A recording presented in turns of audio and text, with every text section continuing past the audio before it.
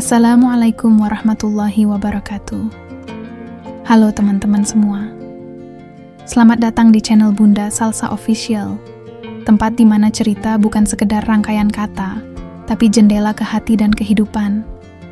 Aku doakan semoga kamu yang lagi nonton ini diberi kesehatan, kelapangan hati, dan kebahagiaan yang enggak putus-putus.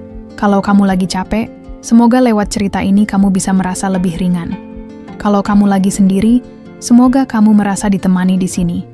Jangan lupa, ambil posisi paling nyaman, duduk santai, siapkan teh hangat atau cemilan kesukaanmu. Karena hari ini aku punya cerita yang bukan cuma seru, tapi juga bisa bikin kamu berpikir, merasa, dan mungkin tersenyum kecil di tengah hari yang sibuk. Selamat menonton, dan selamat hanyut dalam cerita. Jangan lupa tulis komentar setelah nonton ya. Aku selalu baca dan senang banget bisa ngobrol sama kalian. Awalnya, cuma nonton bola, pria muda Indonesia malah jatuh cinta pada wanita fans Cina.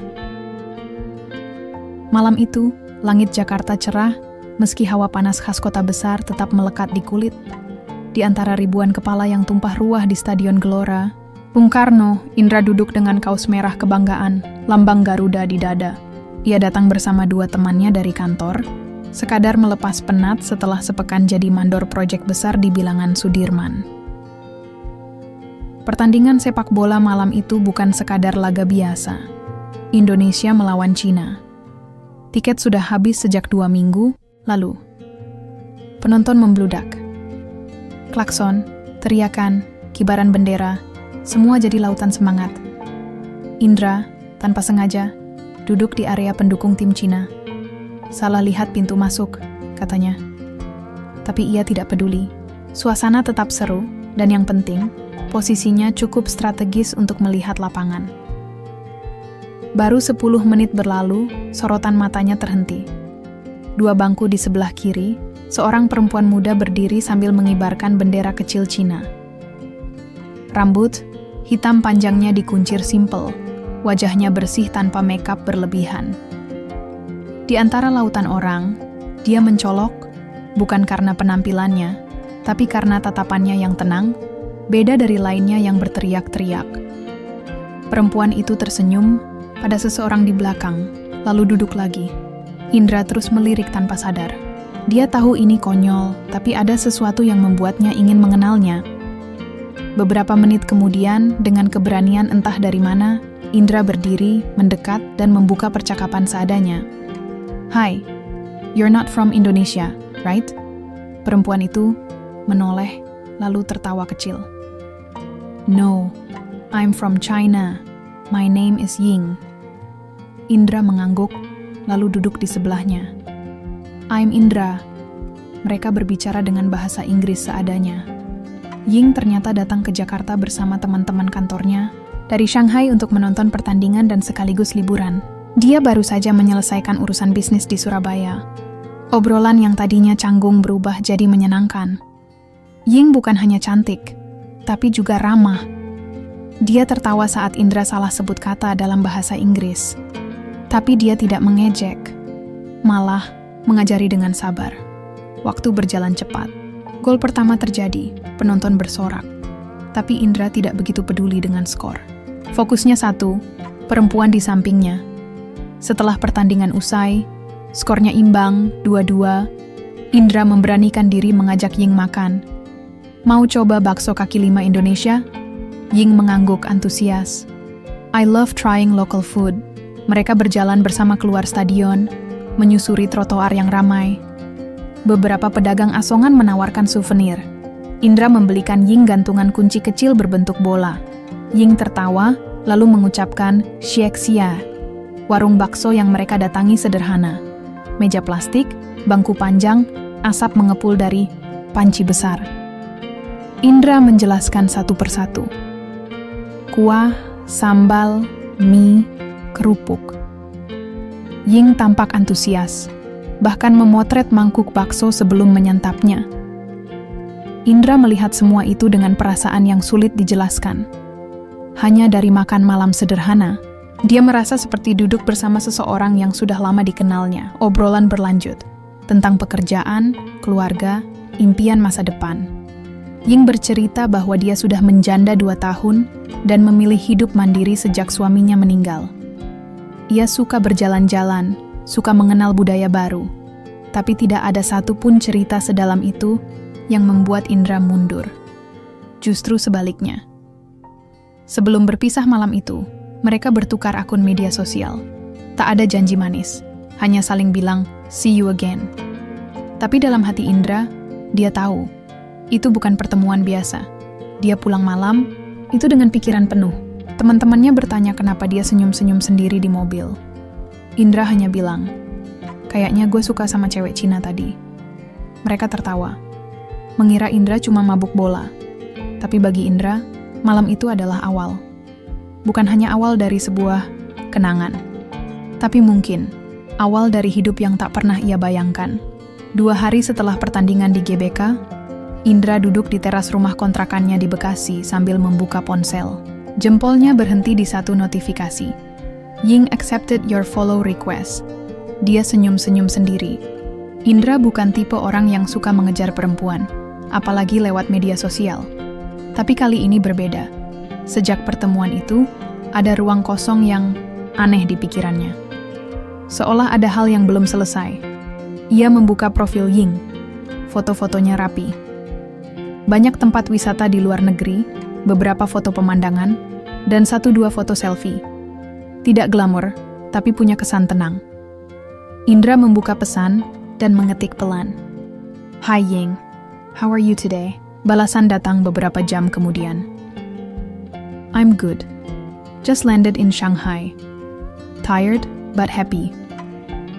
Mulailah percakapan singkat itu berkembang. Setiap malam, Indra dan Ying saling berkabar. Kadang via chat, kadang panggilan video. Ying banyak bertanya soal Indonesia, tentang makanan, tentang tempat-tempat unik. Indra menjelaskan dengan bahasa Inggris sederhana yang kadang dibantu Google Translate. Lucunya, mereka malah sering tertawa karena kesalahpahaman. Seperti saat Ying bertanya, "What is speed?" Dan Indra menjelaskan dengan susah payah, sampai akhirnya mengirim foto dan video. Ying jijik, tapi penasaran. Ada hari-hari di mana Indra jadi lebih rajin bangun pagi, lebih semangat kerja di proyek. Teman-temannya mulai curiga. "Lu lagi deket sama siapa sih, Indra?" Dia cuma nyengir. "Teman lama." Malam minggu, Ying kirim pesan suara. "I really like talking to you, Indra. You are different. I feel calm." Indra dengar sambil tiduran. Suara Ying lembut, tapi tegas. Dia belum pernah dekat dengan perempuan seperti itu. Nggak manja, tapi juga nggak tertutup. Ada rasa yang tumbuh perlahan. Dan Indra tahu, ini bukan sekadar suka-suka. Minggu kedua, sesuatu yang tak disangka terjadi. Ying mengirim pesan panjang. Campuran bahasa Inggris dan beberapa kata Indonesia yang ia pelajari dari Google. "Indra, I want to tell you something. I will go back to Indonesia this Friday. Only me. Not with friends. I want to meet you again." Indra membaca 2 kali untuk memastikan. "Kamu serius?" "Yes, I already booked the flight. I want to try something new." Hari itu, Indra tidak bisa kerja dengan tenang. Kepalanya penuh tanda tanya. Apa maksud Ying datang lagi ke sini? Cuman untuk ketemu dia? Bukankah tiket pesawat dari Shanghai ke Jakarta mahal? Tapi dalam hati kecilnya, Indra senang. Ada harapan yang tumbuh diam-diam. Hari Jumat sore, Indra menjemput Ying di Bandara Soekarno-Hatta. Ying datang hanya dengan 1 koper dan tas ransel. Tidak ada makeup tebal. Hanya wajah lelah karena penerbangan 5 jam. "Aku di Indonesia lagi," katanya sambil tersenyum. Indra mengangguk. Tidak banyak bicara. Dia menyalami Ying dan mengambil kopernya. Malam itu, mereka makan di sebuah restoran kecil di Tebet. Bukan restoran mewah, tapi cukup nyaman. Ying terlihat lebih terbuka. Ia mulai mengucapkan beberapa kata Indonesia yang sudah dipelajarinya. Salah satunya, "Enak banget," setiap habis suap makanan. "Why did you really come here?" tanya Indra pelan. Ying diam sebentar, lalu menjawab tanpa senyum. "I want to know if I'm really happy when I'm with you. Because in China, Everything is about money, career, family pride. I'm tired. Indra menatapnya dalam-dalam. Dia tidak tahu harus berkata apa. Tapi dalam hati, dia merasa ini bukan kunjungan biasa. Besoknya Ying minta diajak keliling Jakarta. Mereka pergi ke Monas, Kota Tua, dan sempat mampir ke museum. Setiap tempat punya cerita. Ying suka bertanya, dan Indra menjawab semampunya. Kadang mereka duduk lama di taman, hanya ngobrol soal hal-hal sederhana. Seperti makanan favorit, pengalaman, masa kecil, dan lagu-lagu yang mereka suka. Di sela-sela itu, Ying membuka cerita yang selama ini ia simpan. 2 tahun lalu, suami saya meninggal karena kecelakaan. Dia orang baik, tapi keluarganya keras. Mereka tidak suka saya terlalu mandiri. Setelah dia pergi, saya tidak pernah merasa damai. Indra mendengarkan. Tidak menyela, hanya mengangguk pelan. Saya tahu, saya janda. Tapi saya ingin mulai hidup baru. Saya pikir, mungkin Indonesia adalah tempat itu. Indra tidak menjawab apa-apa. Tapi di dadanya, ada perasaan campur aduk. Senang, takut, haru. Dia tidak pernah berharap banyak dari pertemuan di stadion. Tapi sekarang, perempuan itu duduk di hadapannya. Membuka diri. Datang sendiri ke negaranya. Dan ia belum tahu, semua ini baru permulaan. Hari ketiga setelah Ying datang kembali ke Jakarta, Indra mulai merasa canggung. Bukan karena Ying merepotkan. Sama sekali tidak. Perempuan itu justru mandiri. Dia menyewa kamar di sebuah hotel kecil dekat Cikini, membayar semuanya sendiri, dan bahkan belajar memesan ojek online pakai aplikasi. Tapi yang bikin Indra gelisah justru perasaannya sendiri. Setiap malam, dia mengantar Ying kembali ke hotel, dan tiap pagi mereka bertemu lagi untuk jalan-jalan. Tapi ini bukan lagi sekadar teman jalan. Hati Indra makin sulit diajak kompromi. Ada rasa yang tumbuh makin dalam. Dan sepertinya, Ying juga merasakannya. Hari itu mereka pergi ke Taman Mini. Ying penasaran ingin lihat rumah adat. Indra mengajaknya keliling, masuk ke pavilion demi pavilion. Ying tampak menikmati semuanya. Dia bahkan minta difoto di depan rumah adat Sumatera Barat sambil memakai selendang songket yang dipinjam dari petugas. Saat makan siang, mereka duduk di pinggir danau buatan. Di depannya ada sepiring nasi uduk dan ayam goreng. Sederhana, tapi suasananya tenang. Dan tanpa rencana, Indra bertanya sesuatu yang sudah lama tertahan. "Kamu serius mau tinggal di sini?" Ying mengunyah pelan, lalu menatap Indra tanpa senyum. "Saya tidak tahu pasti, tapi saya merasa nyaman di sini. Mungkin saya hanya butuh tempat untuk merasa tenang." Indra mengangguk pelan. Ia tahu Ying tidak sedang bermain-main, tapi ia juga sadar hubungan ini tidak akan mudah. Beda negara, beda bahasa, beda budaya, apalagi Ying seorang janda dari luar negeri. Tapi seperti ada dorongan dalam dirinya untuk melangkah lebih jauh. Malam itu, Indra memberanikan diri bicara ke orang tuanya. Ia pulang ke rumah di daerah Jatibening, Bekasi, dan makan malam seperti biasa nih. Ibunya menyajikan sayur asem, sambal, dan ikan goreng. Ayahnya menonton berita di televisi. Saat makan hampir selesai, Indra mengangkat suara. "Bu, Pak, aku mau cerita sesuatu." Ibunya langsung menoleh. "Apa, Nak?" "Aku kenal sama perempuan. Namanya Ying. Dia dari Cina. Dia janda, tapi baik. Sopan dan sekarang dia lagi di Jakarta. Aku suka sama dia." Ayahnya berhenti mengunyah. Ibunya diam beberapa detik. Lalu berkata pelan, "Kamu serius?" Indra mengangguk. "Iya, Bu. Aku tahu ini nggak biasa. Tapi dia bukan perempuan sembarangan. Dia kerja, punya hidup sendiri, dan dia datang ke sini cuma buat ketemu aku." Ayah Indra menghela napas panjang. "Dia non-muslim?" "Sekarang iya.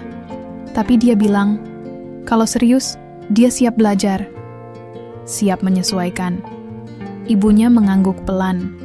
"Kapan kamu mau ajak dia ke sini?" "Besok." Besoknya, Ying datang ke rumah Indra. Ia mengenakan blus putih dan celana panjang hitam. Rambutnya dikuncir sederhana. Tidak membawa apapun kecuali Sebuah kantung kecil berisi buah tangan dari Cina, teh hijau dan kue khas. Indra yang menjemput, memperkenalkannya ke kedua orang tuanya. Ibunya cukup ramah, meskipun terlihat menahan banyak pertanyaan. Ayahnya lebih diam, tapi tidak kasar. Mereka duduk di ruang tamu kecil, berbincang dengan campuran bahasa Indonesia, Inggris, dan senyuman. Ying mencoba berbicara perlahan. Saya suka Indonesia, makanan enak, orang baik. Ibunya mengangguk sambil tersenyum. Kalau kamu beneran, niat serius, kami tidak keberatan. Tapi hidup rumah tangga itu berat, nak. Apalagi beda budaya. Ying menjawab dengan mata tenang. Saya siap belajar. Saya tidak takut kerja keras. Dan saya ingin hidup sederhana. Indra hanya diam, memperhatikan. Ia tahu Ying tidak pandai berkata manis, tapi ucapannya jujur, tidak mengada-ada. Setelah Ying pulang, ibunya berbicara empat mata dengan Indra. Ibu, suka sama dia. Tapi kamu harus tanggung jawab, jangan main-main. Perempuan itu datang jauh-jauh, kamu harus pastikan kamu bisa jadi suami yang baik. Indra mengangguk. Saya akan lamar dia, Bu. Hari-hari berikutnya, hubungan mereka semakin dalam. Ying mulai belajar mengucap salam, mulai tertarik mengenal Islam. Bahkan meminta Indra mencarikan guru mengaji untuk memperkenalkan dasar-dasarnya. Bukan karena tekanan, tapi karena niat dari diri sendiri. Satu malam, mereka duduk di taman dekat hotel tempat Ying menginap. Saya sudah bilang ke keluarga, di Cina, kata Ying pelan. Mereka marah. Tapi saya sudah dewasa. Saya yang jalani hidup saya. Indra menatapnya lama. Aku akan nikahin kamu, Ying. Nggak mewah, tapi sungguh-sungguh. Ying tersenyum. Saya tidak butuh pesta besar. Saya butuh kamu. Dan malam itu, tanpa banyak janji, mereka sepakat untuk melangkah bersama. Belum resmi, belum sah, tapi keputusan mereka sudah jelas. Cinta ini bukan sekadar cerita di stadion. Ini cerita hidup yang akan mereka jalani. Pagi itu, udara Bekasi belum panas. Angin berhembus pelan dari jendela rumah Indra yang terbuka lebar. Di ruang tamu, duduk Ying bersama Ibu Indra, mengenakan kerudung yang masih terlihat asing di kepalanya. Belum rapi betul, tapi cukup sopan. Ying mau belajar wudu, kata Ibu Indra sambil tersenyum. Ying mengangguk pelan, tangan kecilnya menggenggam buku saku kecil yang berisi doa-doa harian dalam ejaan Latin. Indra duduk di dekat pintu, memperhatikan diam-diam. Ada haru yang sulit dijelaskan. Ini perempuan yang dikenalnya 2 minggu lalu di stadion, sekarang duduk di rumahnya, belajar tentang agamanya. Hari itu adalah hari Ying mengucap 2 kalimat syahadat di hadapan ustaz dari masjid dekat rumah. Tidak ada acara besar. Hanya beberapa saksi dari lingkungan sekitar dan keluarga Indra. Ia datang dengan pakaian putih sederhana, wajahnya bersih tanpa riasan. Tangannya sedikit gemetar saat memegang mikrofon. Asyhadu alla ilaha illallah wa asyhadu anna Muhammadan Rasulullah. Suaranya lirih tapi yakin. Setelah selesai, Ying menunduk lama, lalu tersenyum dengan mata berkaca-kaca. Saya sudah siap. Mulai hidup baru. Katanya pelan, dalam bahasa Indonesia yang mulai lancar. Indra memandang Ying dengan rasa yang sulit dijelaskan. Bukan sekadar cinta, tapi juga kagum. Tidak semua orang bisa mengambil keputusan sebesar ini dengan tenang. Ia tahu betul, Ying melangkah sejauh ini tanpa paksaan, tanpa tekanan. Hanya karena satu hal, ingin hidup bersama Indra. Minggu berikutnya, rumah keluarga Indra jadi lebih sibuk dari biasanya. Ruang tamu dirapikan, dapur penuh bahan makanan, dan Ibu Indra terlihat mondar-mandir mengatur segala sesuatu. Persiapan pernikahan dimulai. Mereka sepakat, tidak perlu pesta besar. Hanya akad sederhana di rumah, dengan tamu terbatas. Indra menginginkan yang sah, bukan yang mewah. Ying juga tidak menuntut apa-apa. Dia tidak peduli soal gaun pengantin, pelaminan, atau undangan. Saya tidak punya banyak keluarga di sini, katanya. Saya hanya ingin menikah dengan tenang. Hari yang ditentukan pun tiba. Hari Sabtu pagi, cuaca cerah. Kursi-kursi plastik ditata rapi di halaman depan. Tetangga-tetangga dekat diundang. Ustaz datang sebagai penghulu. Indra mengenakan baju, koko putih dan sarung, sementara Ying memakai kebaya sederhana warna krem, dengan kerudung senada yang dikenakan oleh bantuan ibu Indra. Deg-degan, bisik Indra sebelum akad dimulai. Ying tersenyum.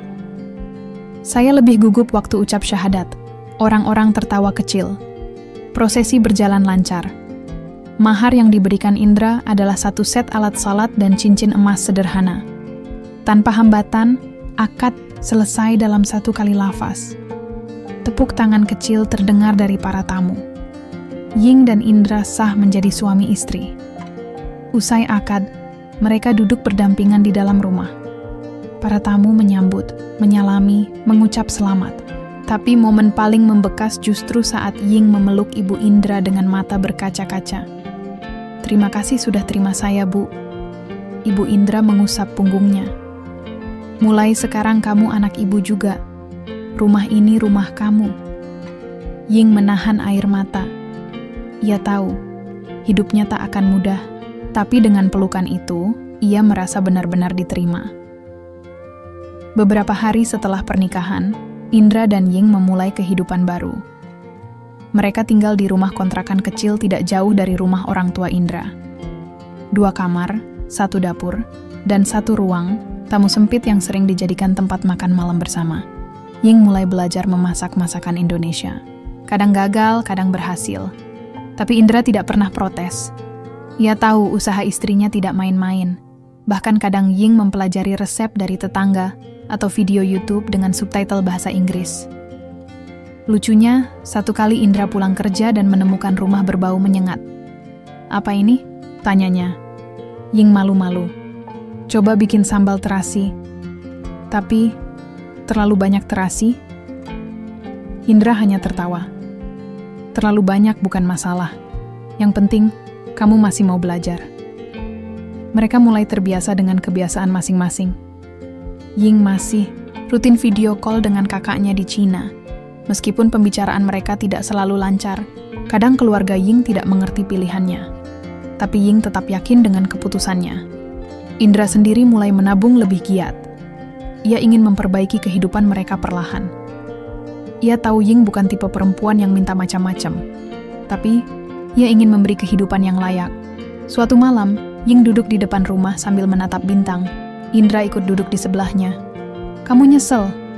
tanya Indra. Ying menoleh. "Kenapa harus nyesel? Di sini saya punya kamu. Saya punya ibu yang baik. Saya belajar hal baru. Saya tidak merasa kehilangan." Indra menatap langit malam. "Tidak banyak bintang, tapi cukup untuk menenangkan hati. Aku janji, aku nggak akan kecewain kamu." Ying menggenggam tangannya. "Kita sudah sah. Kita mulai dari nol. Saya percaya kamu." Dan malam itu, mereka berdua tidak bicara panjang. Hanya duduk berdampingan dengan rasa lega di dada masing-masing. Mereka tahu, pernikahan ini bukan akhir cerita, tapi baru permulaan. Pagi itu Ying bangun lebih lambat dari biasanya. Indra sudah berangkat kerja sejak pukul 7, seperti biasa, setelah sarapan terburu-buru dan mencium kening istrinya. Rumah kontrakan mereka sepi, hanya terdengar suara kipas angin tua di sudut dapur. Ying duduk lama di tempat tidur. Kepalanya berat, perutnya mual. Semalam dia muntah 2 kali, padahal hanya makan tempe goreng dan sup sederhana. Awalnya dia pikir cuma masuk angin. Tapi pagi ini, dia merasa aneh. Ada sesuatu di tubuhnya yang berbeda. Tanpa banyak berpikir, Ying membuka laci kecil di lemari. Ia mengambil test pack yang ia beli seminggu lalu. Saat itu dia belum yakin, tapi hari ini dia ingin tahu pasti. 5 menit kemudian, Ying berdiri mematung di kamar mandi. 2 garis merah muncul dengan jelas di alat uji kehamilan itu. Jelas, tidak samar, tangannya gemetar. Ying duduk di lantai memeluk lutut. Matanya berkaca-kaca. Bukan karena takut, tapi karena ini seperti mimpi. Dulu, ia sempat ragu apakah bisa membangun keluarga lagi. Pernikahan pertamanya berakhir pahit.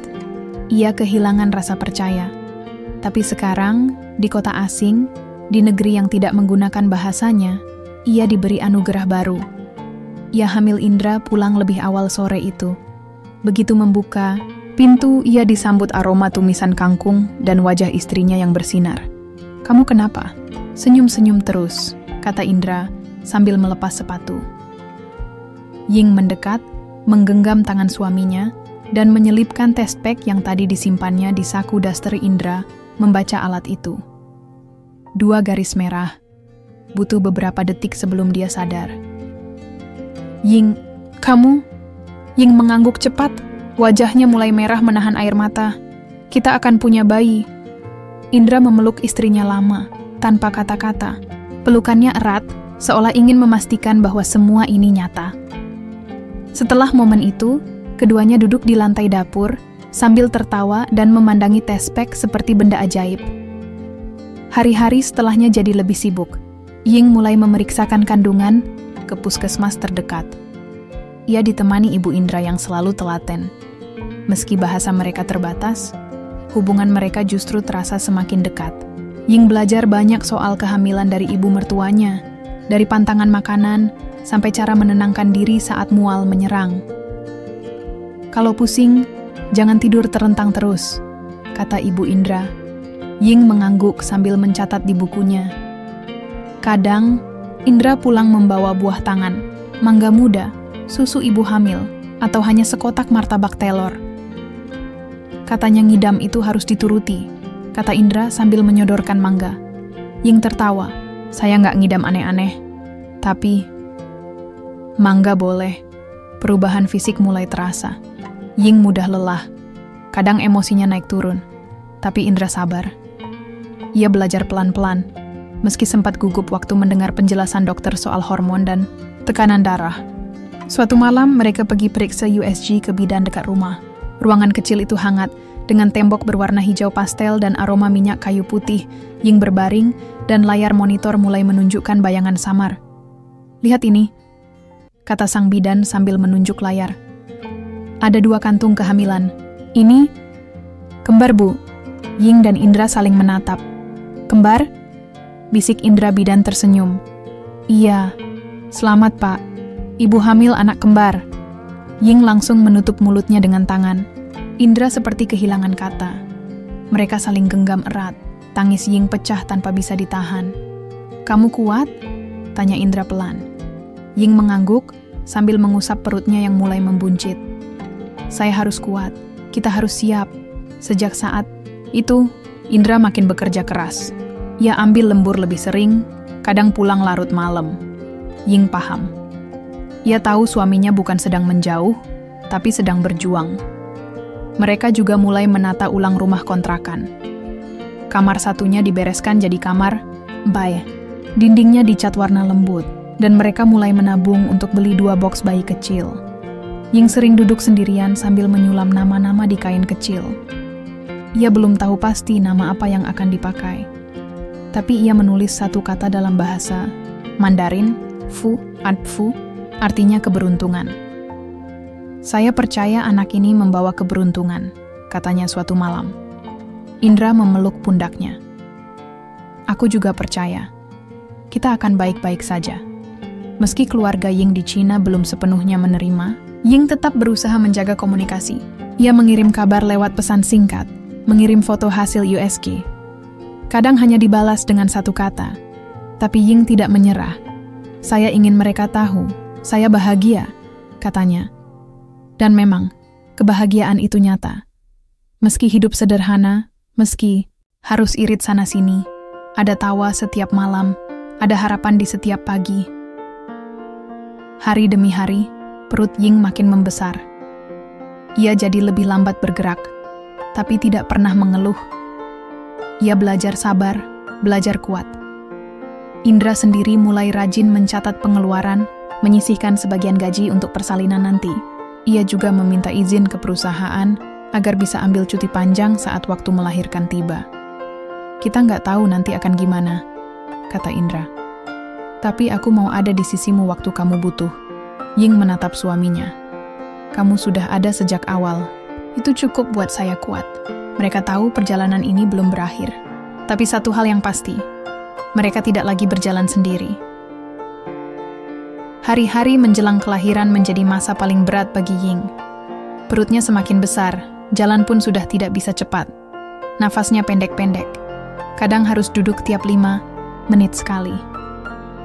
Tapi yang paling terasa bukan fisiknya, melainkan tekanan yang mulai menumpuk dari banyak arah. Ekonomi keluarga mereka mulai goyah. Indra kehilangan proyek besar di tempat kerjanya. Posisi sebagai mandor membuatnya bergantung pada lancar tidaknya pekerjaan konstruksi. Tapi entah kenapa, 2 proyek batal, 1 ditunda. Perusahaan mulai mengurangi jam kerja. Otomatis gaji pun dipotong. Uang tinggal segini, ujar Indra, suatu malam sambil menunjukkan catatan keuangan di buku tulis. Tabungan tinggal buat 1 bulan ke depan. Ying duduk tenang, mencoba memahami walau hatinya ikut cemas. Tapi wajahnya tidak menunjukkan panik. Ia hanya berkata, pelan, kita bisa cari solusi. Malam itu, mereka berdua duduk lama di ruang tengah. Lampu sudah diredupkan. Ying mengusulkan satu hal yang sempat ia pikirkan diam-diam. Kalau saya buka pre-order kue online, mungkin bisa bantu, katanya. Saya bisa bikin kue bolu dan cookies. Saya belajar dari video YouTube. Indra awalnya ragu. Ia tahu Ying mudah lelah, apalagi sekarang masuk usia 7 bulan. Tapi Ying yakin, daripada hanya duduk dan menunggu waktu melahirkan, lebih baik mencoba sesuatu. Maka minggu berikutnya, Ying mulai berjualan kue dari rumah. Ibu Indra membantu di dapur. Indra membuatkan desain sederhana untuk promosi online, dengan tulisan, kue buatan rumah, resep dari hati, dibuat langsung oleh Ying. Pesanan datang pelan-pelan, dari tetangga, dari teman Indra di kantor, lalu menyebar lewat WhatsApp grup RT. Setiap malam dapur menjadi ramai. Bau adonan memenuhi rumah kecil mereka. Dan walaupun kaki Ying bengkak, senyumnya tidak pernah hilang. Tapi, tak semua lancar. Suatu pagi, saat Indra hendak berangkat kerja, ia menerima telepon mendadak dari perusahaan. Indra, kamu dipindah ke proyek di luar kota.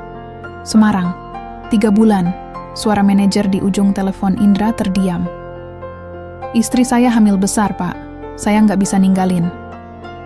Kalau kamu nggak ambil proyek ini, kemungkinan besar kamu dirumahkan. Sementara, kami juga lagi susun ulang tim. Indra tidak langsung jawab. Ia menutup telepon, duduk di kursi kayu dapur, dan memandangi istrinya yang tengah menuang adonan ke loyang. Ying, katanya pelan. Ying menoleh, tersenyum. Kenapa? Indra tidak langsung bicara. Ia tarik napas dalam-dalam. Kemudian ia ceritakan semuanya. Tentang tawaran proyek di luar kota, tentang ancaman dirumahkan, dan tentang kebingungannya. Ying terdiam lama, tapi tidak marah. Ia duduk di seberangnya, lalu menggenggam tangan Indra. Kalau ini satu-satunya cara bertahan, saya bisa sendiri sementara waktu. Ada ibu, ada tetangga yang baik. Saya bisa video call tiap malam, tapi kamu harus pulang pas lahiran. Kamu harus di sini. Indra merasa dadanya sesak, tapi ia tahu Ying benar. Kadang, bertahan bukan soal tetap di tempat, tapi berani memilih jalan sulit. Akhirnya, Indra mengangguk. 2 hari kemudian, ia berangkat ke Semarang dengan berat hati. Ia peluk Ying lama di depan kontrakan. Ia cium perut istrinya sambil berbisik, "Papa pergi kerja ya, Nak. Jaga Mama ya." Ying hanya mengangguk. Matanya berkaca-kaca tapi tetap kuat. Hari-hari tanpa Indra terasa lebih sunyi. Ying berusaha tetap sibuk. Ia mengatur jadwal pesanan, belajar teknik pernapasan menjelang persalinan, dan rutin kontrol ke bidan. Untungnya ibu Indra selalu menemani. Malam-malamnya diisi video call dengan Indra. Kadang mereka hanya diam, saling menatap layar. "Capek?" tanya Indra. "Capek, tapi senang," jawab Ying. "Anak kita gerak terus, seperti tahu kamu jauh." "Kamu hebat, Ying." Ying tersenyum. "Kamu juga." Sampai suatu malam, menjelang bulan ke-8, Ying merasa kontraksi tidak biasa. Sakitnya berbeda, panas. Menjalar sampai ke punggung. Ia dibantu ibu Indra menuju puskesmas. Dokter menyarankan untuk bed rest penuh. Kembar sering lahir lebih cepat dari jadwal. Ying pun menghentikan sementara usaha kue. Tubuhnya lemah. ia banyak diam. Indra yang mendapat kabar langsung izin pulang beberapa hari. Saat Indra tiba di rumah, Ying sedang tidur. Wajahnya pucat, tapi tenang. Indra duduk di sebelahnya, memandangi perut yang kini benar-benar besar. "Sabar ya, Ying," bisiknya. "Sebentar lagi." Beberapa minggu kemudian, saat usia kandungan masuk 36 minggu, Ying melahirkan lebih cepat dari perkiraan. Lewat operasi sesar di RSUD Bekasi. Indra menunggu di ruang luar, mondar-mandir. Wajahnya tegang. Jam menunjukkan pukul 03.47 pagi saat suster keluar membawa kabar. Anaknya kembar, sehat, laki-laki dan perempuan. Ibu juga selamat. Indra menutup wajah dengan kedua tangan, menahan air mata. Ia tidak pernah merasa sebahagia itu. Saat pertama kali melihat anak-anaknya di inkubator, ia hanya bisa berdiri mematung, kecil, rapuh, tapi nyata. "Ini keluarga saya," bisiknya lirih. Dan di hari itu, Indra sadar.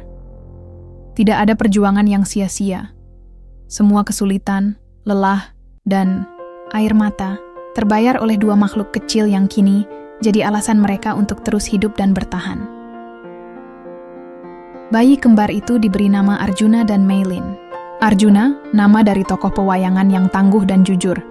Meilin, nama yang berarti anggun dan pintar dalam bahasa Mandarin. Ying ingin anak-anak mereka membawa dua budaya dalam darahnya, bukan sebagai beban, tapi sebagai kekayaan. Minggu-minggu, awal jadi orang tua nyaris membuat Indra dan Ying tumbang. Tidur malam hampir tidak ada. Begitu salah satu bayi tenang, yang satunya menangis. Kadang keduanya menjerit bersamaan. Ying yang masih pemulihan pasca operasi, belum bisa banyak bergerak. Maka Indra mengambil alih banyak tugas, mengganti popok, mensterilkan botol susu, bahkan menyuapi ibu dan istrinya. Indra sempat berpikir, kerja lembur di proyek dulu ternyata tidak seberapa dibanding kerja malam tanpa bayaran di rumah. Tapi tidak ada keluhan. Hanya kelelahan yang disambut senyum tipis.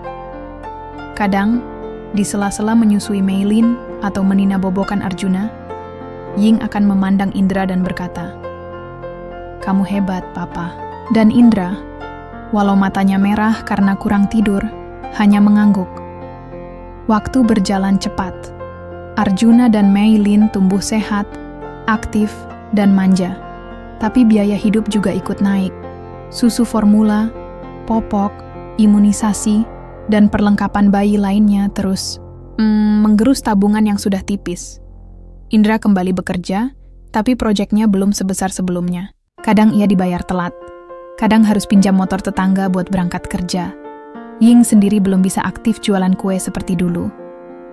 Waktu dan tenaganya habis untuk dua bayi mungil itu. Suatu sore, Indra duduk di beranda rumah. Tangannya memegang catatan pengeluaran. Pandangannya kosong. Ying datang dengan 2 gelas teh hangat, lalu duduk di sampingnya. "Besok jatuh tempo kontrakan," kata Indra pelan. Ying menatapnya. "Masih bisa dibayar?" "Masih, tapi tinggal sisa 100.000. Mereka diam lama. Hanya suara anak-anak yang terdengar dari dalam. Tidak ada teriakan atau saling menyalahkan. Yang ada hanya keheningan dan pikiran masing-masing yang sibuk mencari jalan keluar. Malamnya, Indra mendapat pesan dari Dedi, teman lamanya yang dulu satu proyek di Jakarta. "Ind, ada lowongan jadi mandor proyek apartemen di Serpong. Gajinya lebih bagus dari tempatmu sekarang, tapi kerjaannya berat, harus tangani 3 tower sekaligus." Indra berpikir keras. Lokasi Serpong lebih jauh dari Bekasi. Berarti waktu bersama keluarga akan berkurang. Tapi di sisi lain, kebutuhan semakin besar. Ia perlu bertindak. Besoknya, ia bicarakan itu pada Ying. "Gajinya hampir 2 kali lipat," kata Indra. "Tapi aku harus berangkat jam 5 pagi, pulang bisa jam 9 malam. Ying menunduk. "Anak-anak pasti akan lebih banyak sama saya." Indra mengangguk. "Aku tahu ini berat, tapi kita butuh ini, Ying." Ying memandang suaminya, lalu mengangguk. Kalau ini demi mereka, lakukan. Tapi janji, jangan sampai kamu lupa pulang. Indra tersenyum tipis. Aku nggak akan lupa. Kamu, rumah, anak-anak. Itu alasan aku kerja. Hari-hari berikutnya semakin padat. Indra berangkat sebelum matahari terbit dan pulang setelah anak-anak tertidur. Kadang ia hanya bisa menatap wajah Arjuna dan Meilin yang lelap di pelukannya selama 5 menit sebelum harus kembali bersiap untuk esok hari. Ying mulai terbiasa mengurus rumah seorang diri. Ia menyiapkan makan, menyuci pakaian bayi, menemani, imunisasi. Semua dilakukan sambil sesekali mencuri waktu untuk mandi dan makan. Satu-satunya hiburan adalah saat video call dengan Indra di malam hari, walau kadang sinyal buruk membuat suara mereka terputus-putus. Sabar ya Ying, ucap Indra lewat layar ponsel. Sebentar lagi kita bisa pindah ke tempat yang lebih layak. Aku janji. Ying mengangguk. Ia percaya. Tapi badai belum selesai. Suatu hari, Ying mendapat kabar dari Cina. Ibunya jatuh sakit. Parah. Kakaknya meminta Ying pulang. Sebisa mungkin, Ying panik. Sudah lama ia tak kembali ke tanah kelahirannya. Paspor dan visa belum diperpanjang. Biaya tiket terlalu mahal untuk mereka sekarang. Tapi ini ibunya. Satu-satunya orang tua yang masih hidup. Ying duduk diam di kamar. Meilin tertidur di pangkuannya. Arjuna di kasur. Ia menatap mereka. Lalu menatap ponsel. Pesan dari kakaknya masih terbuka. Saat Indra pulang malam itu, Ying langsung menyampaikan semuanya. Indra terdiam. Wajahnya lelah, tapi ia tahu betapa pentingnya ini untuk Ying. Aku nggak bisa larang kamu pulang, katanya pelan. Tapi kamu yakin ninggalin anak-anak? Ying menangis. Saya bingung, saya pengen lihat mama. Tapi saya juga nggak mau ninggalin kamu dan anak-anak. Indra menggenggam tangannya. Kita cari jalan. Mungkin kita bisa ajukan bantuan ke kantor. Atau pinjam dari teman. Tapi jangan ambil keputusan malam ini. Kita pikirkan baik-baik. Ying mengangguk. Dalam hatinya, ia tahu, sebesar apapun cobaan, selama mereka saling mendengarkan dan tidak menyerah, mereka akan bisa melaluinya. Dan malam itu, rumah kecil mereka kembali hening. Tapi bukan karena putus asa. Hening karena mereka berdua sedang menata ulang mimpi-mimpi. Karena menjadi orang tua bukan hanya soal cinta, tapi soal keputusan-keputusan sulit yang harus diambil dengan kepala dingin dan hati yang tetap hangat. 2 hari setelah kabar tentang ibunya datang, Ying akhirnya membuat keputusan. Ia akan pulang ke Cina. Bukan untuk waktu lama, hanya seminggu. Ia ingin melihat ibunya, memastikan kondisinya, dan kembali sebelum Arjuna dan Meilin keburu tumbuh tanpa suara ibunya di samping mereka. Tapi itu bukan keputusan yang mudah. Harganya mahal. Tiket, visa kilat, dan ongkos perjalanan ke bandara. Semuanya membutuhkan uang yang tidak kecil. Indra akhirnya memutuskan untuk menjual motor satu-satunya. Itu motor pinjaman, sebenarnya. Dulu dibelikan kakaknya waktu Indra mulai bekerja di proyek pertama sebagai mandor. Tapi sekarang, tidak ada pilihan lain. Kakaknya mengerti. Dan dalam 2 hari, uang terkumpul. Ying menangis waktu Indra menyodorkan tiket pesawat dan dokumen perjalanan. Kamu pasti capek, Indra. Indra menggeleng. Kalau kamu nggak tenang, kamu juga nggak akan bisa urus anak-anak di sini nanti. Kita harus saling bantu. Ying mengangguk sambil memeluk suaminya. Di malam terakhir sebelum keberangkatannya, mereka tidur bertiga di ruang tengah. Arjuna di tangan Indra, Meilin di pelukan Ying. Lampu temaram, kipas berputar pelan. Sunyi, tapi hangat. Pagi-pagi benar, Ying diantar Indra dan ibunya ke Bandara Soekarno-Hatta. Tangis Meilin pecah saat pelukannya dilepas dari tubuh ibunya. Arjuna hanya memandangi Ying tanpa suara, seolah mengerti bahwa sebentar lagi rumah akan sedikit lebih sepi. Jaga anak-anak, ya, kata Ying dengan suara gemetar. Indra menggenggam jemarinya. Cepat pulang, Ying. Pesawat lepas landas pukul 8:15. Indra berdiri lama di balik kaca terminal keberangkatan, memandangi pesawat kecil itu menghilang ke langit. Jakarta di Cina, Ying langsung menuju rumah ibunya di kota kecil dekat Fuzhou. Ibunya terbaring lemah. Stroke ringan membuat wajahnya miring sebelah, tapi matanya tetap mengenali putrinya. Ying memeluknya erat. Tangisnya pecah di dada ibunya, seperti anak kecil yang baru saja kehilangan arah. Di situ, Ying merasa kecil kembali. Merasa bahwa di balik rumah kontrakan sederhana di Bekasi, ia tetaplah seorang anak perempuan yang rindu kampung halamannya. Kakaknya menyambut dengan baik, meski nada bicaranya dingin. "Kamu harus pulang kemari saja, Ying," ujar kakaknya pada malam hari saat ibunya sudah tertidur. "Apa yang kamu kejar di Indonesia? Hidup pas-pasan, suamimu pekerja kasar, kamu ngurus bayi 2 orang sendirian. Di sini kamu bisa buka toko, mama masih punya tabungan." Ying menghela napas panjang. Ia tahu pembicaraan seperti ini pasti akan datang, tapi tidak semudah itu. Di sana juga ada keluarga saya, suami saya, anak-anak saya.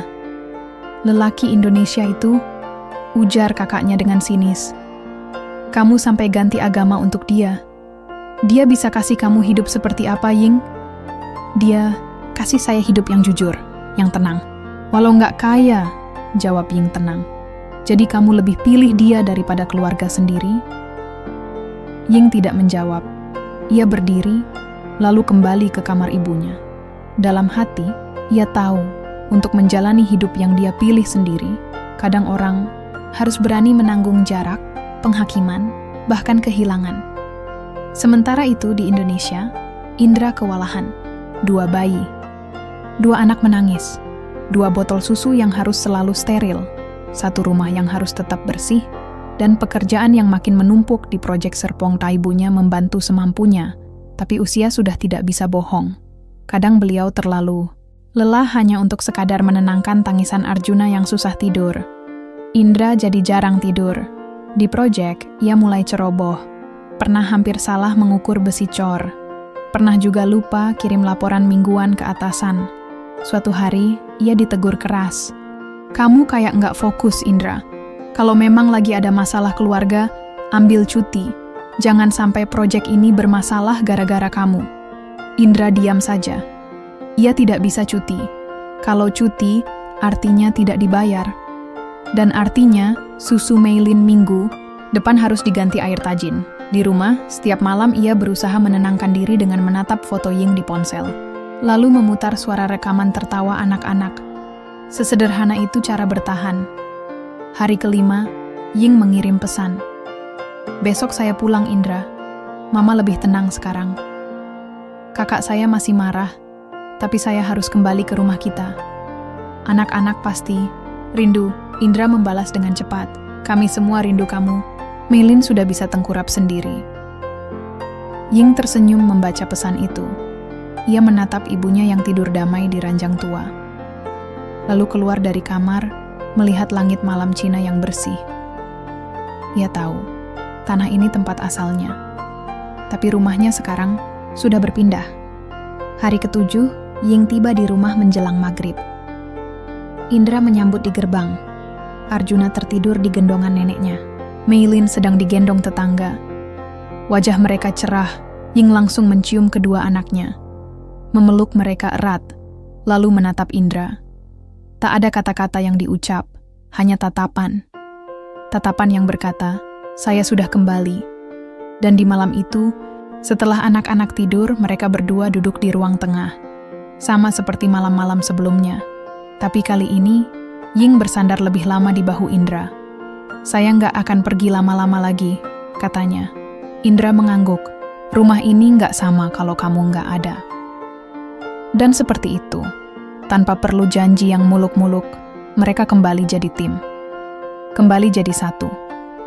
Karena ternyata, cinta bukan hanya soal awal yang indah, tapi soal memilih kembali, meskipun dunia memaksamu untuk pergi. Sejak Ying kembali dari Cina, suasana rumah jadi lebih hangat. Meilin dan Arjuna tumbuh makin aktif. Meilin mulai bisa merangkak cepat seperti kepiting, suka tertawa keras saat dikejar ayahnya. Arjuna lebih pendiam, tapi matanya selalu awas, memperhatikan sekeliling seperti sedang menganalisa dunia. Tapi, kehangatan tidak selalu sejalan dengan kenyamanan finansial. Uang hasil penjualan motor sudah habis. Gaji Indra cukup untuk kebutuhan pokok, tapi belum mampu menambal pengeluaran tambahan. Imunisasi berikutnya, perbaikan genteng yang bocor, bahkan sekadar uang jajan kecil untuk membeli mainan anak-anak. Suatu malam sambil mengaduk adonan kulit pangsit, Ying berkata pada Indra, "Dulu di Cina saya suka bantu nenek jual dimsum. Kita bisa coba jual juga, tapi halal. Saya modifikasi. Kita kasih nama bakso dimsum cinta." Indra menoleh. "Bakso dimsum cinta?" Ying tertawa kecil. "Kenapa? Kan ceritanya kita ketemu karena bakso, cinta, dan 2 negara." Indra hanya mengangguk. "Asal jangan modalnya dari pinjam rentenir aja, saya dukung." Modal awal dicari dari menjual ponsel lama Indra dan beberapa barang bekas di rumah. Ying membuat sendiri pangsit dan siomay ayam dari resep neneknya, lalu menghalalkan bahan-bahannya sesuai tuntunan Islam. Setiap pagi, ia bangun lebih awal, memasak, lalu menyiapkan gerobak kecil buatan tetangga sebelah.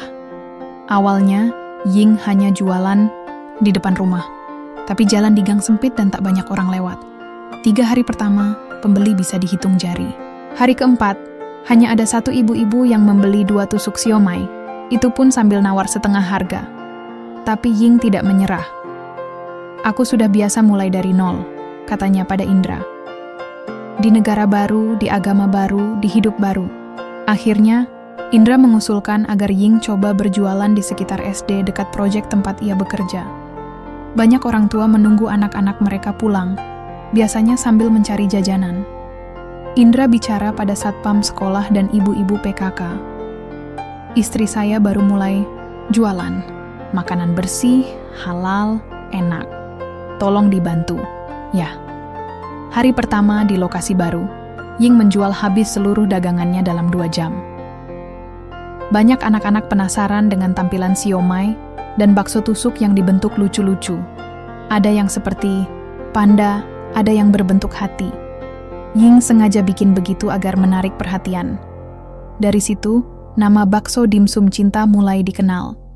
Seorang ibu guru minta pesan dalam jumlah besar untuk arisan. Minggu depannya, tetangga guru itu pesan lagi untuk pengajian RT. Pelan-pelan, Ying mulai menerima pesanan lewat WhatsApp. Ia membuat katalog sederhana, difoto pakai ponsel Indra, lalu dibagikan di grup ibu-ibu sekolah. Sore hari, Indra selalu bantu cuci alat masak, menjemur kain lap, dan memandikan anak-anak. Ia tahu, ini perjuangan berdua. Tidak ada istilah yang kerja dan yang di rumah, karena sekarang Ying juga sedang membangun jalan yang sama, hanya beda sisi. Di bulan ketiga, gerobak mereka sudah lebih besar. Seorang pelanggan setia membantu menyumbang tenda kecil agar Ying tidak kepanasan saat jualan. Seorang teman Indra mencetak banner sederhana bertuliskan, "Dimsum halal homemade, dari hati ke hati." Ying tertawa saat membacanya, kayak iklan sabun. "Tapi, bagus," kata Indra. "Orang pasti ingat." Suatu hari seorang perempuan berhijab datang membawa 2 anak. Ia tampak menatap Ying lama. Lalu dengan sopan bertanya dalam bahasa Indonesia yang pelan, "Kamu dari Cina ya?" Ying mengangguk. "Iya, saya sudah tinggal di sini 2 tahun. "Hebat ya, bisa menyesuaikan." Ying hanya tersenyum. Tapi dalam hati, ia lega. Ia tidak lagi merasa seperti orang asing. Bukan karena semua orang sudah menerima, tapi karena dirinya sendiri sudah berhenti merasa terasing. Satu malam, setelah anak-anak tidur, Ying membuka laptop bekas dari pinjaman adik Indra. Ia menulis sesuatu di kolom catatan. Target bulan ini, bisa beli freezer kecil agar es batu tidak cepat meleleh. Dan semoga bisa mulai simpan bahan dalam jumlah lebih banyak. Ia tunjukkan catatan itu pada Indra. "Kita belum kaya, tapi setidaknya kita sudah mulai punya arah," kata Ying. Indra membaca, lalu menambahkan tulisan kecil di bawah catatan. "Target saya, lihat kamu tetap semangat, walau hari hujan." Ying mengangguk pelan. "Kalau begitu, saya minta 1 target tambahan," katanya. "Apa?" Kalau suatu hari nanti usaha kita cukup besar, kita buka kedai kecil, bukan di rumah, tapi di dekat Stadion Gelora Bung Karno. Biar tiap orang tahu, semua ini berawal dari nonton bola. Indra mengangguk pelan. Dari penonton jadi pasangan, dari pasangan jadi pejuang. Dan malam itu di rumah sederhana di Gang Sempit Bekasi, 2 orang muda menyusun mimpi baru. Bukan sekadar demi harta, tapi demi cerita yang kelak bisa mereka bagikan pada anak-anak mereka. Tentang bagaimana cinta bisa lahir di stadion, tumbuh di dapur, dan menguat di jalanan. Udara pagi di Gang Sempit Bekasi terasa berbeda. Matahari mulai hangat, tapi ada sesuatu yang menggantung di udara, membuat Indra dan Ying merasa tidak tenang. Bisnis mereka, yang dulu hanya gerobak kecil di depan rumah, kini mulai menarik perhatian. Kadang terlalu banyak perhatian. Suatu sore, saat Indra pulang dari proyek, ia menemukan gerobak bakso dimsum cinta dalam kondisi berantakan. Tenda sobek, beberapa peralatan pecah, dan sebagian bahan dagangan terbuang. Seorang tetangga memberitahu kalau ada kelompok pesaing dari warung sebelah yang tidak senang dengan pertumbuhan usaha Ying. Katanya mereka iri, Mas. Sudah mulai ramai. Mereka takut kehilangan pelanggan, kata Pak RT dengan nada prihatin. Indra mengelus dahi. Ini bukan soal bisnis biasa. Ini tentang harga diri dan perjuangan yang sudah mereka bangun. Ia dan Ying duduk di depan rumah, membicarakan langkah selanjutnya. Kalau kita diam saja, mereka akan terus mengganggu, kata Indra. Tapi kalau kita balas, takutnya malah jadi perang terbuka. Ying menarik napas panjang. Kita mulai dari yang kecil dulu. Jaga hubungan baik dengan tetangga dan pelanggan. Kita buat makanan yang lebih enak dan pelayanan yang lebih ramah. Biar yang pilih pelanggan, bukan yang dipaksa. Mereka memutuskan untuk memperbaiki gerobak dan menambah variasi menu. Ying mulai belajar membuat bakso dengan cita rasa yang lebih berani, memadukan rempah Indonesia dengan teknik memasak ala Cina. Indra membantu dengan pengemasan dan distribusi kecil-kecilan. Di tengah perjuangan itu, ada momen-momen manis yang membuat mereka tersenyum. Suatu hari, seorang anak kecil dari tetangga datang membawa bunga plastik hasil kerajinan tangan dari sekolah. Kakak Ying, ini buat kamu, katanya malu-malu. Ying memeluk anak itu, merasa bahwa meski berat, mereka tidak sendiri. Namun tantangan bukan hanya soal pesaing. Ying juga merasa cemas soal masa depan anak-anak. Arjuna mulai menginjak usia sekolah. Ia ingin Maylin dan Arjuna punya masa depan yang lebih baik, bisa mengenyam pendidikan tanpa harus terbebani keadaan. Indra, suatu malam Ying membuka percakapan serius. Kalau kita mau usaha ini berkembang, kita harus siap keluar dari zona nyaman. Investasi lebih besar, mungkin pinjam ke bank. Indra mengernyit. Pinjam bank, kalau gagal kita bisa bangkrut. Kalau kita tidak coba, kita akan stagnan, balas Ying dengan penuh semangat. Aku ingin anak-anak kita hidup lebih baik dari kita. Aku ingin mereka tidak merasa seperti kita dulu. Indra termenung. Ia tahu, mimpinya sederhana. Rumah yang hangat, anak-anak yang sehat, istri yang bahagia. Tapi Ying punya mimpi yang lebih besar, dan ia mulai melihat bahwa mimpi itu juga mimpinya. Malam itu mereka duduk bersama, membahas segala risiko dan peluang. Mereka membuat daftar kebutuhan, freezer baru, oven kecil, bahan baku dalam jumlah besar, dan mungkin seorang pegawai kecil. Ini bukan hanya soal uang, ujar Indra. Ini soal keberanian. Ying mengangguk. Kita sudah berani sejak awal. Dari menonton bola di stadion yang penuh orang, sampai mengurus bayi 2 orang sendirian. Ini hanya langkah berikutnya. Beberapa minggu kemudian, usaha mereka mulai menunjukkan hasil.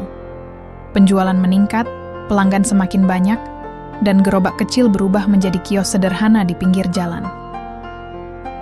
Tetangga yang dulu curiga mulai datang membeli. Bahkan beberapa pedagang di sekitar mulai menawarkan kerjasama.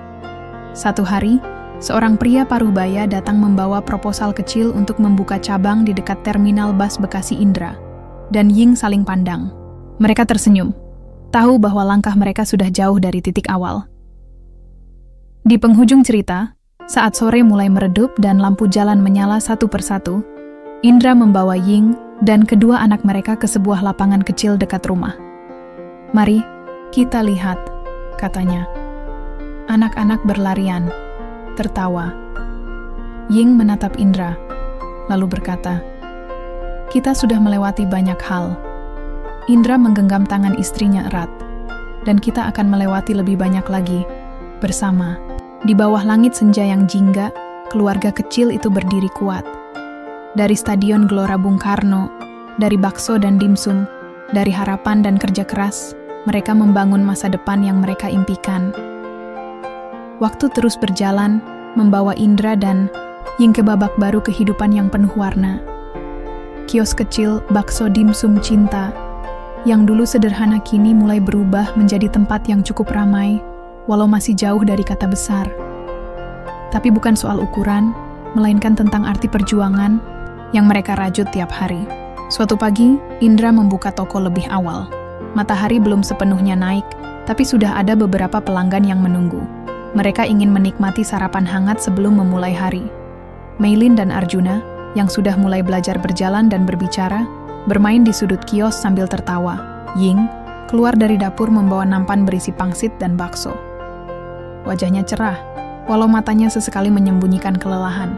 Bisnis ini bukan hanya soal mencari nafkah, tapi juga menghidupi mimpi-mimpi kecil yang dulu terasa mustahil.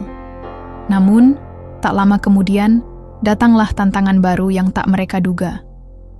Seorang pria berjas rapi mendekati kios mereka, memperkenalkan diri sebagai wakil dari sebuah perusahaan besar yang ingin menggandeng usaha mereka sebagai bagian dari jaringan catering. Tawaran itu tampak menggiurkan, modal besar, promosi, dan peluang berkembang cepat. Indra dan Ying duduk termenung, memikirkan tawaran tersebut. Ini bisa menjadi jalan cepat menuju impian yang selama ini mereka bangun dengan susah payah. Tapi di balik itu, ada risiko kehilangan kendali atas usaha mereka yang sudah mereka bangun dari nol.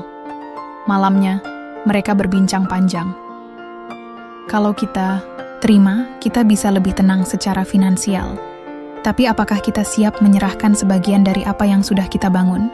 Tanya Indra. Ying menggenggam tangannya. Aku percaya kita bisa menjaga hati kita, meski usaha ini tumbuh besar. Akhirnya, mereka sepakat menerima tawaran itu, dengan syarat tetap mempertahankan resep asli dan kontrol kualitas. Ini bukan hanya soal bisnis, tapi menjaga keaslian perjuangan mereka. Hari-hari berlalu, bakso dimsum cinta mulai dikenal lebih luas. Mereka mendapat pesanan dalam jumlah besar, dan omzet meningkat pesat. Tapi seiring berkembangnya usaha, tekanan pun datang. Menjaga kualitas, mengatur karyawan baru, dan menghadapi persaingan semakin kompleks. Suatu ketika, Indra harus mengambil keputusan sulit. Seorang karyawan lama yang setia, terbukti melakukan kesalahan besar yang bisa merugikan usaha mereka. Indra dan Ying berdiskusi panjang sebelum akhirnya memutuskan untuk memberi kesempatan kedua dengan syarat tegas. Di tengah kesibukan itu, Maylin dan Arjuna tumbuh menjadi anak-anak yang ceria dan cerdas. Mereka mulai belajar membaca dan menulis, dibimbing oleh ibu mereka yang meski sibuk tetap menyempatkan waktu. Keluarga kecil itu terus menjadi sumber kekuatan satu sama lain. Suatu sore, saat Indra duduk di depan kios sambil menatap anak-anak, dimain kehidupan bersama dan penanan dalam hari kendal. Perjalanan ini memang tidak mudah, tapi semua ini layak diperjuangkan. Ying yang berdiri di sampingnya mengangguk. Kita sudah melangkah jauh, dan aku yakin kita masih punya banyak cerita untuk ditulis bersama. Dan di bawah langit Bekasi yang mulai meredup, mereka melangkah maju, menyulam asa di tengah badai, kehidupan, menorehkan kisah yang akan dikenang sepanjang masa.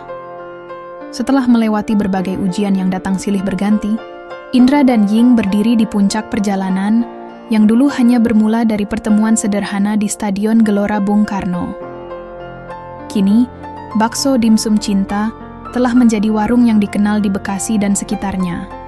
Bahkan mulai dikenal oleh kalangan yang lebih luas berkat rasa dan kehangatan yang mereka sajikan. Pagi itu, udara di sekitar rumah terasa segar dan hangat. Anak-anak kecil itu, Maylin dan Arjuna, sudah siap berangkat ke sekolah dengan tas penuh semangat. Ying sibuk menyiapkan bekal dan sarapan, sedangkan Indra mengecek stok bahan baku yang akan diantar ke kios. "Papa, nanti sore aku mau ikut lomba menggambar di sekolah," kata Meilin sambil tersenyum cerah. Indra mengangguk bangga. "Papa pasti datang, ya? Jangan sampai kamu sendirian."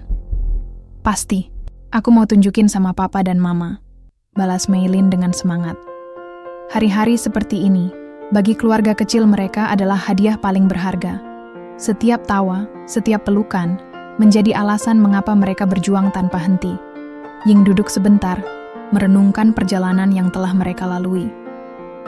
Dari malam pertama di stadion saat mereka bertemu, masa-masa awal menjalani usaha dengan tangan kosong, hingga sekarang, semua terasa begitu cepat, penuh warna, dan luar biasa. Di sisi lain, Indra sedang berdiskusi dengan beberapa pegawai baru yang hendak membuka cabang di Tangerang. Ia sangat berhati-hati dalam memilih orang-orang yang akan dipercaya. Menurutnya, bukan hanya skill yang penting, tapi juga hati dan kejujuran. "Kita harus jaga nama baik bakso dimsum cinta ini," kata Indra dengan tegas. "Kita bukan hanya jualan makanan, tapi juga menjual kepercayaan dan kebahagiaan."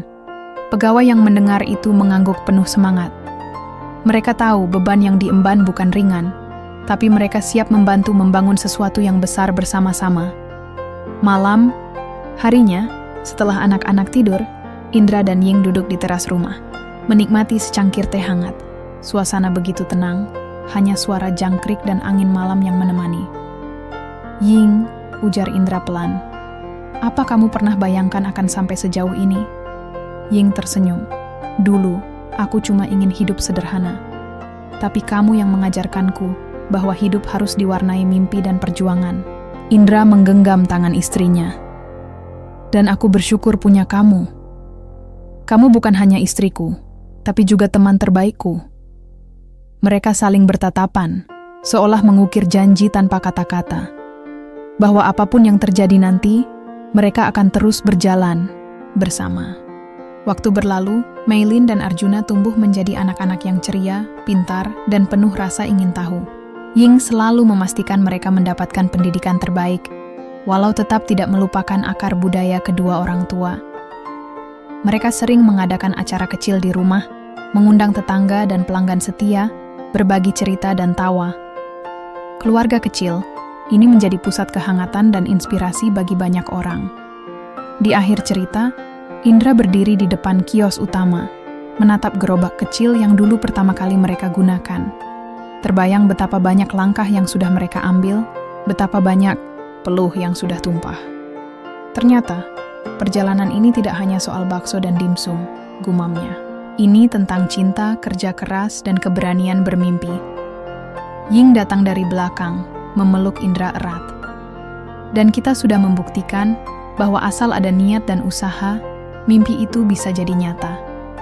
Di bawah langit Jakarta yang mulai gelap, mereka berdiri bersama, melihat masa depan yang penuh harapan dan kemungkinan tanpa batas.